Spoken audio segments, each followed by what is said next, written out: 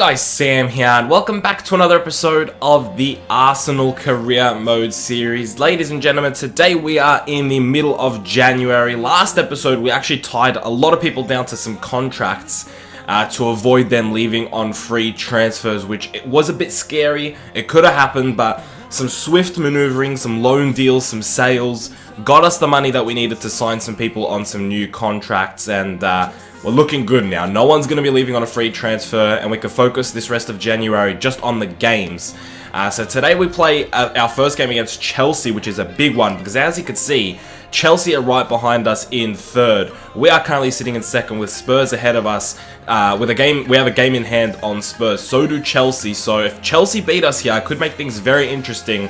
But if we win, we can get way ahead of Chelsea and just leave Chelsea and Liverpool in the dust. And it would just be Spurs and Arsenal at the top. But the London teams are killing it, man. Spurs, Arsenal, and Chelsea top three at the moment. Okay, this is the lineup that I'm rolling with Danny Welbeck up front, Ozil behind him, Connor Plank on the left, Campbell on the right, Pjanic and Verratti in midfield with Gaia, Laporte, Davis, and Bellerin as a back four, check in between the sticks. It's our full-strength lineup, but it's Welbeck instead of Benzema. I just feel like Welbeck has been performing better lately, and I want to reward him for his, just brilliant performances, in my opinion, as a striker. And I did want to put Ozil into this game instead of playing the 4-4-2 because I do like having him on the pitch. Benzema's going to have to take a seat on the bench today. So without further ado, it's Arsenal versus Chelsea at the Emirates, and I'm not looking to lose this game. So come on, boys, let's get the result and let's give the fans 3 points to celebrate. Willian with a corner here. Oh, don't let them get to it. Oh my goodness gracious. I don't know who just put their body on the line there to make sure that the Chelsea player didn't get the second chance, but that was close. Hector Bellerin lofts that one over to Joel Campbell, who's making a great run. Baba is nowhere to be found. What's Joel Campbell going to do? He's kind of cut in on his left, just splits the entire defense. It's deflected and in. And Joel Campbell, what a run from my man Joel. He's been absolutely terrorizing that right-hand side. Just straight through Pedro and Babaraman. And it's deflected in. I got nothing against the deflection. I believe that's Boateng that they have in their team. I didn't realize that until just now that they have Boateng. But it doesn't matter, mate. You could have Jerome Boateng. You could have Thiago Silva. You could have Sergio Ramos. Mate, you could even have Beckenbauer. Joel Campbell's still going to score. Pedro now plays that through to Oscar.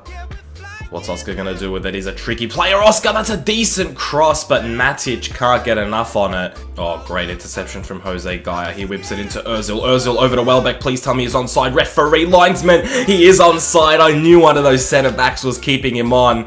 And it's Danny Welbeck who's put it in the back of the net. Cheeky little smile there from Danny right before half-time. It was Jose Gaia who got the interception. Some great attacking pressing there. Some good offensive pressure from the boys. Jose Gaia, look how far up the pitch he is.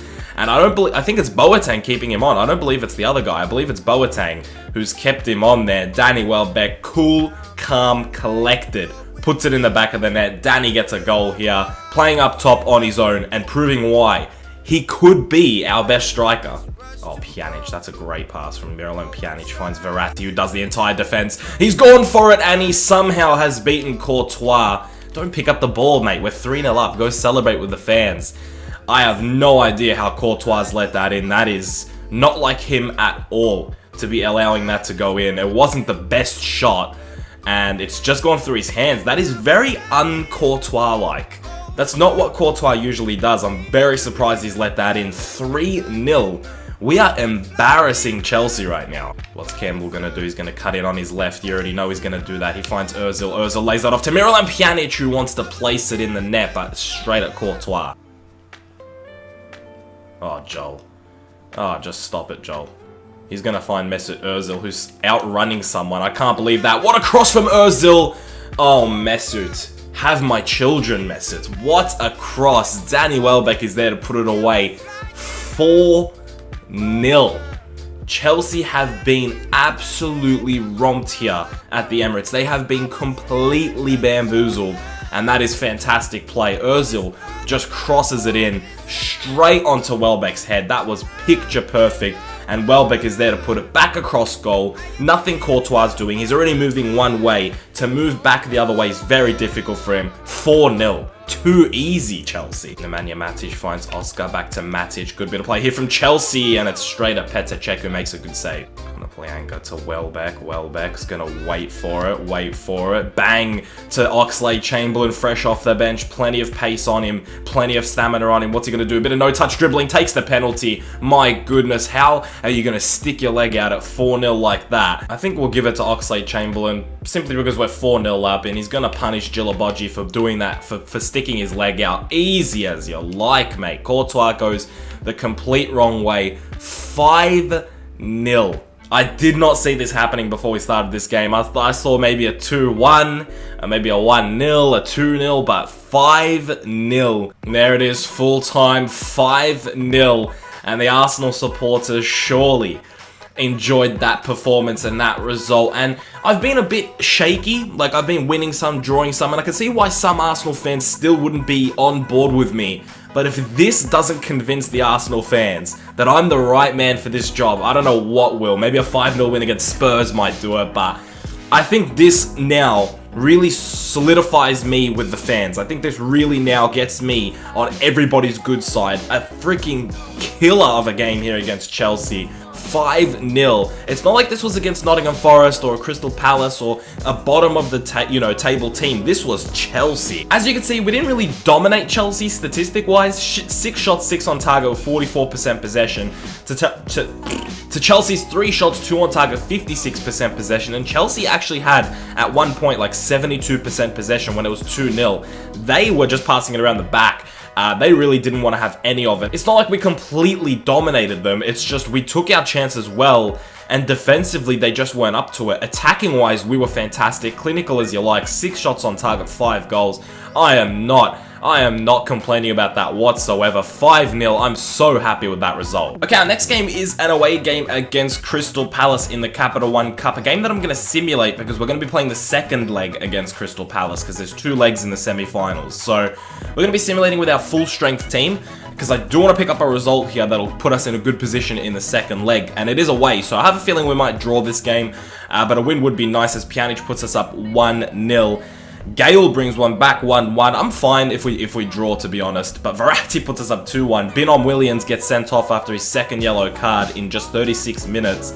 Going into the second half, they're 10 men. I have a feeling that it just doesn't affect the team whatsoever in simulating if they have 10 men. Because I feel like it just doesn't do anything. But it looks like we're going to take this 3-1, and we're going to be going into the second leg with a 2-goal advantage, which is very good. No injuries and no suspensions, which is even better. Damn, just a few days after the performance against us, Jerome Boateng has left Chelsea to go join Barcelona. That is... He's just taken off. He's like, I'm not having this. 5-0 against Arsenal. I'm going to Barcelona, mate. Fuck this shit. Right, we also have a game against Nottingham Forest in the FA Cup, a game that I fully expect to win at home. We're playing the rest squad, which is Ospina, Bellerin, Magalhaen, Gabriel, Gibbs, Bielik, and Coquelin, because Wilshere is out on loan for the rest of the season. Then Ramsey, El Ghazi, Fekir, and Verde. It's pretty much the same, but just because Wilshere went out on loan to Newcastle for the rest of the season, we've got Coquelin in there. So it's 2 defensive midfielders with Ramsey playing the box-to-box. Magalhaen gets sent off, but Verde scores straight after. Fekir also scores, and we now have 9 men on the field. And this is what I'm talking about with red cards. It really doesn't make a difference at all, because we've scored twice with 10 men. But Nottingham Forest do bring one back in the dying embers of the game, but it doesn't matter. 2-1, and we will progress through in the FA Cup. Okay, to wrap up January, we have this second leg against Crystal Palace. Of course, you guys saw the first leg ended up 3-1, so we're looking very, very good. No need to really play a full-strength team here. I'm going to be switching up the lineup a bit, and we can also see who we have in the final, which will be very, very interesting to see. So this could be our first bit of silverware as Arsenal manager, so I do want to actually play some of the games. And a nice home game against Crystal Palace should be very good. Okay, I've opted for a bit more of a defensive formation going into this Crystal Palace game, seeing as we really don't need to be picking up any goals. I'll still be trying to score, obviously, but I'd rather be more comfortable defensively. So we've gone with Fekir up top on his own, Oxlade-Chamberlain on the left with Verratti and Ramsey as the 2 box-to-box midfielders with Campbell on the right. We have Coquelin sitting in a defensive mid position with Gibbs, Laporte, Davis and Chambers as a back 4. Petr Cech in between the sticks. Bellerin is obviously suspended, which is not why he's not playing today's game. And I also thought I'd put Ramsey in the team as well. We have a few youngsters on the bench. It's a bit of a switched up formation, and it's a bit of a switched up lineup. So going into this game against Palace, it'll be interesting to see how this works for us. Without further ado, let's get to the Emirates, and let's hopefully progress through the Capital One Cup semi-finals. Joel Campbell threads that through to Nabil Fekir, who's on the right-hand side. He's going to try and get past Scott Dan. He does so. He finds Coquelin. Coquelin lays that off to Verratti. Verratti on his right, and he puts it away nice and early on a snowy night here at the Emirates, and Verratti's put it in. How could you slide on the snow like that, Verratti? You're gonna freeze your knees, mate. Good bit of play here from Fekir to get past Dan. He finds Coquelin. Coquelin unselfishly picks out Verratti, who tucks it in the back of the net. It's a great start here for Arsenal, and it's 4-1 on aggregate, and we've started off very well. And now it's up to Palace to really start bombing men forward already. Fekir to Verratti, to Oxlade-Chamberlain, making a great one. What's Chamberlain going to do? He's going to cut in on his right. He's going to find Fekir. Fekir, with a scoop turn, puts it on his left, and it's a great save from the keeper. Marco Verratti plays that through to Francis Coquelin. Good touch from Coquelin. Picks out Nabil Fekir. I'm going to try and chip him, because I'm just too cheeky for life, mate. But it didn't work, so I'm shit. Go for that, Nabil! Oh, it's a decent effort as well. Now I'm just trying to get good goals. Oh, Verde, nah. You've just come on, Verde. You can't just do them straight away. Nabil Fekir plays that back to Verde. He's not offside, ref! He is not offside. No fucking... That should be a goal for Verde. I cannot believe he's just put his flag up. Are you fucking kidding me? I saw that. He was on. This replay will prove me right. He was on. Referee, that's on! Why are you showing the yellow line so far there? He's on. That's bullshit, mate. That should be a goal for Verde after that fucking flick as well. What a goal that could have been. Should have been. And there it is, full time, 1-0 on the day. Should have been 2-0 on the day. 4-1 on aggregate. Should have been 5-1 on aggregate. I'm not letting that go, mate. Verde was onside. You guys saw it and you know he was onside. That's bullshit, mate. As you can see, a pretty dull game on Crystal Palace's side. They really didn't do anything. 7 shots, 5 on target for us with 47% possession. They just had the one shot that wasn't on target. I believe it was Balassi that took it. Nah, it was a boring game, but I mean, I had fun to just take long shots and just mess around a bit with Palace, and a 1-0 at the end of the day is very good. And it looks like we'll be facing Fulham in the final, which is actually a very interesting final. Considering we were like the only big team as far as the quarterfinals, I don't really see any big teams. Fulham in the final, that'd be very interesting. Fulham is a team from London as well, so it's a bit of a London derby there. Right, this is an interesting deal here from Hoffenheim to take Francis Coquelin on loan for the rest of the season. I'm going to accept this deal because I want Coquelin to get some game time, and he's unhappy anyway. We have Christian Bielik, who could play defensive midfielder, and we have a few other central midfielders, so I'm not too bothered. I'm going to let Coquelin go. Okay, as deadline day comes to a close, I thought I'd show you guys the top deals. Bernard Leno moving from Bayer Leverkusen to Monaco for 46 million euro. Boateng leaving Chelsea to go to Barcelona for 34 million. And Kurzawa, our former player for PSG, moving from PSG to Manchester City for 33.5 million. So maybe we'll come up against Kurzawa.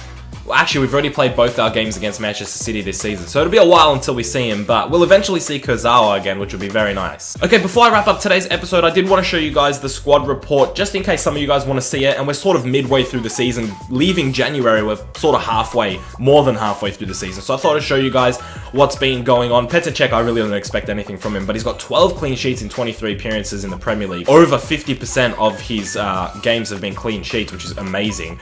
Bellerin has gone up by 1. You got Davis going up by 1. Laporte has stayed where he is.